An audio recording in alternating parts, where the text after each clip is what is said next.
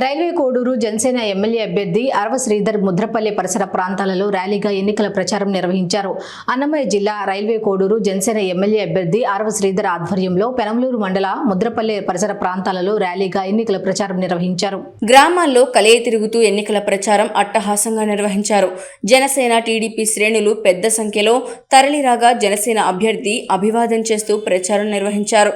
కరపత్రాలు పంచుతూ తనకు బీజేపీ పార్లమెంట్ నల్లారి కిరణ్ కుమార్ రెడ్డిలకు ఓటు వేసి గెలిపించి కూటమిని అధికారంలోకి తేవాలని కోరారు. ఈ ప్రచారంలో పెద్ద ఎత్తున ఎన్ఆర్ఐలు, నాయకులు, కార్యకర్తలు పాల్గొన్నారు. ఈరోజు ప్రచారంలో భాగంగా ముద్రపల్లి గ్రామంలోని ప్రచారం జరుగుతుంది. ప్రతి ఇంటికి ప్రతి ఒక్కరు ఆదరిస్తున్నారు.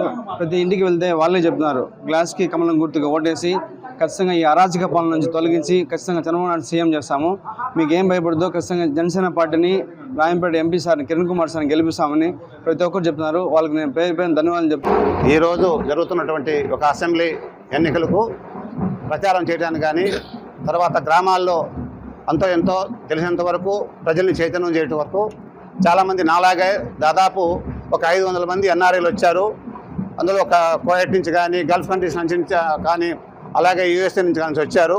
అందరూ కూడా ఎంతో కష్టపడి చాలా చక్కగా పనిచేస్తూ ప్రతి ఒక్కరికి కూడా ఈరోజు ఈ మన ఆంధ్ర రాష్ట్రంలో కూటమి చంద్రబాబు నాయుడు గారి నాయకత్వంలో కూటమి గెలుస్తుందని చెప్పడం జరుగుతుంది. అదే ఎక్కడ చూసినా ప్రజలు కూడా కోకొల్లలుగా అదేవిధంగా స్వచ్ఛందంగా వస్తున్నారు.